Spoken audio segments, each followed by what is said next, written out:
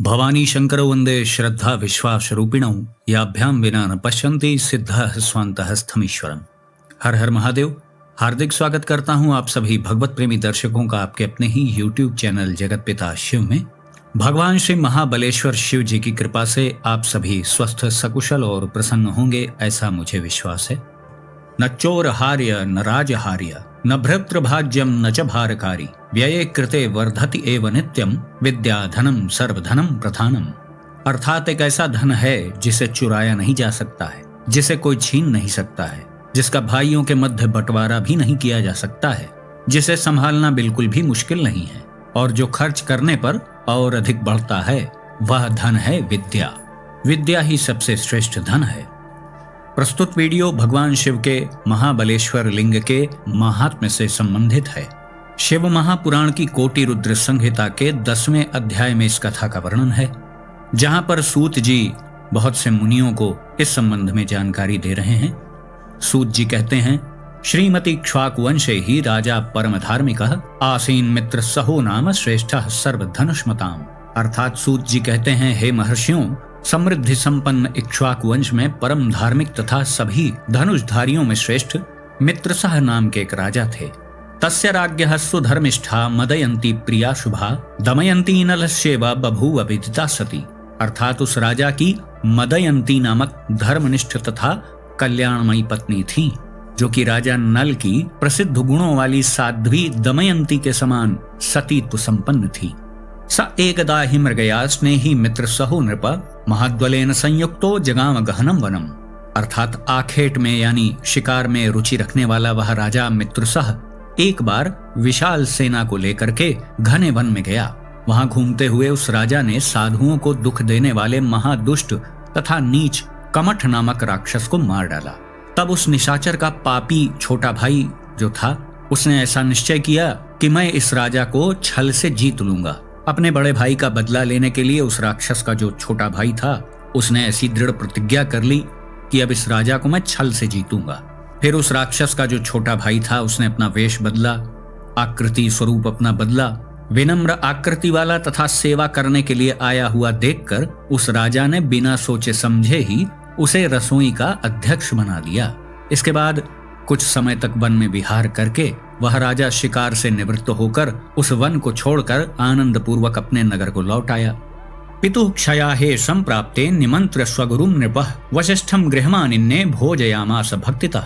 इसके बाद राजा ने पिता का श्राद्ध दिवस आने पर अपने गुरु वशिष्ठ जी को आमंत्रित कर अपने घर बुलाया और भक्ति पूर्वक भोजन कराया। रसोइये का रूप धारण करने वाले उस राक्षस ने वशिष्ठ जी के सामने मनुष्य के मांस से मिश्रित भोजन परोसा। तब गुरु वशिष्ठ ने इसे देखकर कहा, धिक्त्वाम नरामिषं राजं स्त्वैतत् छद्मधारिणा खलेनोपहृतं मह्यं ततो रक्षो भविष्यसि। गुरु वशिष्ठ जी बोलते हैं, हे राजन, तुम्हें धिक्कार है, तुमने मुझे मांस का भोजन परोस दिया, अतः मैं तुम्हें श्राप देता हूं कि तुम राक्षस हो जाओ। लेकिन बाद में गुरु वशिष्ठ को ऐसा ज्ञान हुआ कि यह कृत्य तो किसी और का किया हुआ है, राजा का किया हुआ नहीं है, तो उन्होंने शाप की अवधि को घटाकर मात्र 12 वर्ष कर दिया। तब वह राजा गुरु के द्वारा बिना सोचे समझे दिए गए श्राप को अनुचित जानकर क्रोध से व्याकुल हो गया और अंजलि में जल लेकर गुरु को श्राप देने को उद्यत हो गया। तब उसकी धर्मशीला पतिव्रता स्त्री मदयंती ने उसके चरणों में गिरकर उसे गुरु को शाप देने से मना किया। ततो निवृत्त शापस्तु तस्या वचन गौरवात् तत्याज पादयोरंभः पादौ कलमशतां गतौ। अर्थात तब राजा अपनी पत्नी की बात का आदर करके शाप देने से रुक गया और उसने जल को अपने चरणों पर गिरा दिया, जिससे उसके चरण काले पड़ गए। हे मुनीश्वरों, उसी समय से वह राजा उस जल के प्रभाव से इस लोक में कलमाशपाद नाम से प्रसिद्ध हुआ। राजा मित्र सह शापाद गुरो ऋषिवरस्य ही बभूव राक्षसो घोरो हिंसको वनगोचरः। इसके बाद गुरु वशिष्ठ जी के शाप से वह राजा मित्रसह वन में विचरण करने वाला भयानक हिंसक राक्षस हो गया। कालांतक यम के समान राक्षस रूप धारण कर वह राजा वन में घूमता हुआ अनेक प्रकार के जंतुओं एवं मनुष्यों का भक्षण करने लगा। यमराज के समान रूप वाले उस राक्षस ने किसी समय वन में विहार करते हुए किन्हीं नवविवाहित किशोर मुनि दंपति को देखा। यानी वहां पर एक मुनि पुत्र उन्हें दिखाई दिया जो अपनी पत्नी के साथ विहार कर रहा था।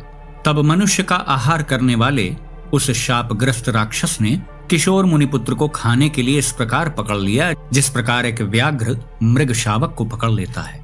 कक्षय गृहीतम भर्तारम दृष्ट्वा भीता च तत्प्रिया स चक्रे प्रार्थनाम तस्मै बदती करुणम बचा। अर्थात इसके बाद राक्षस द्वारा पकड़े गए अपने पति को देखकर उसकी पत्नी भयभीत होकर करुण वचन बोलती हुई उससे प्रार्थना करने लगी, किंतु उसके अनेक बार प्रार्थना करने पर भी नरभक्षी, निर्दयी तथा दूषित अंतःकरण वाला वह राक्षस ब्राह्मण पुत्र का सिर नोच करके खा गया। अथ साध्वी च सा दीना विलप्य भृश दुखिता आहृत्य भर्तुरस्थीनि चिताम चक्रे किलोल बनाम। अतः तब अत्यंत दुखित उस दीन साध्वी स्त्री ने विलाप कर पति की अस्थियां एकत्रित कर विशाल चिता का निर्माण किया। उसके बाद पति का अनुगमन करने वाली उस ब्राह्मण पत्नी ने अग्नि में प्रवेश करते समय राक्षस रूपधारी राजा को शाप दिया कि आज से यदि तुम किसी स्त्री के साथ संग करोगे तो उसी क्षण तुम्हारी मृत्यु हो जाएगी। ऐसा कहकर वह पतिव्रता अग्नि में प्रविष्ट हो गई। सोपि राजा गुरोः शाप मनुभूय कृतावधिम पुनः स्वरूपमास्थाय स्वगृहं मुदितौ ययौ। अर्थात वह राजा भी निर्धारित अवधि तक गुरु के शाप का अनुभव करके पुनः अपना वास्तविक रूप धारण कर प्रसन्न होकर अपने घर चला गया। ब्राह्मणी के शाप को याद कर वैधव्य से अत्यंत डरती हुई मदयंती जो उसकी पत्नी थी, रतिक्रिया के लिए उत्सुक अपने पति को उसने रोक दिया। तब संतान विहीन वह राजा राज्य भोगों से उदासीन होकर संपूर्ण राज्य को छोड़कर वन में ही चला गया। स्वपृष्ठतः समायान्तिम ब्रह्म हत्याम सुदुःखदाम ददर्श विकटाकारम तर्जयन्तिम मुहुर्मुहु। अर्थात उसने अपने पीछे आती हुई बार बार धमकाती हुई विकट आकार वाली दुखदायिनी ब्रह्म हत्या को देखा। यानी उसने जो ब्रह्म हत्या की थी वही श्राप ब्रह्म हत्या के रूप में उसका पीछा कर रहा था। उससे पीछा छुड़ाने की इच्छा वाले दुखित चित्त उस राजा ने जप, व्रत, यज्ञ आदि अनेक उपाय किए। तब तीर्थ स्नान आदि अनेक उपायों से भी उस राजा की ब्रह्म हत्या दूर नहीं हुई। तब वह राजा मिथिलापुरी चला गया। उस ब्रह्म हत्या की चिंता से अत्यंत दुखित राजा मिथिलापुरी के बाहर उद्यान में पहुंचा। वहां उसने मुनि गौतम को आते हुए देखा। अभिसृत्य स राजेन्द्रौ गौतमम विमलाशयम तद्दर्शनाप्त किंचित कह प्रणनामा मुहुर्मुहु। अर्थात राजा ने विशुद्ध अंतःकरण वाले उन महर्षि के पास जाकर उनके दर्शन से कुछ शांति प्राप्त करके बार बार उन्हें प्रणाम किया। उसके बाद ऋषि गौतम ने उनका कुशल मंगल पूछा। तब उनकी कृपा दृष्टि से कुछ सुख का अनुभव करके दीर्घ तथा गर्म श्वास लेकर राजा ने उनसे कहा, मुने मां बाधयते हेषा ब्रह्म हत्या दुरत्यया अलक्षिता परैस्ताता तर्जयन्ति पदे पदे यन्मया शापदग्धेन विप्रपुत्रश्च भक्षितः तत्पापश्च न शान्तिर्हि प्रायश्चित्त सहस्त्रकैः। अर्थात शापग्रस्त होने के कारण जो मैंने ब्राह्मण पुत्र का भक्षण किया था उस पाप की शांति हजारों प्रायश्चित करने पर भी नहीं हो पा रही है। अर्थात हे मुने, इधर उधर घूमते हुए उसकी शांति के लिए मेरे द्वारा अनेक उपाय किए गए, फिर भी मुझ पापी की ब्रह्म हत्या निवृत्त नहीं हुई। आज मुझे मालूम पड़ता है कि मेरा जन्म सफल हो गया, क्योंकि आपके दर्शन मात्र से मुझे विशेष आनंद प्राप्त हो रहा है। अद्य मे तव पादाब्ज शरणस्य कृतैनशः शांतिम कुरु महाभागा येनाहम सुखमवाप्नुयाम। अर्थात हे महाभाग, आपके चरण कमल की शरण में आए हुए मुझ पाप कर्मा को शांति प्रदान कीजिए, जिससे मैं सुख प्राप्त कर सकूं। अर्थात राजा के इस प्रकार प्रार्थना करने पर करुणा से आर्द्र चित्त वाले महर्षि गौतम ने घोर पापों से छुटकारा पाने के लिए राजा को एक श्रेष्ठ उपाय बताया। साधु राजेंद्र धन्योषि महाघेभ्यो भयम त्यज शिवे शास्त्री भक्तानाम क्व भयम शरणैषिणाम। अर्थात महर्षि गौतम बोलते हैं, हे राजेंद्र, तुम धन्य हो। अब तुम महापापों के भय का त्याग करो। सब पर शासन करने वाले शिव जी के रहने पर उनके शरणागतों को भला भय कैसे हो सकता है।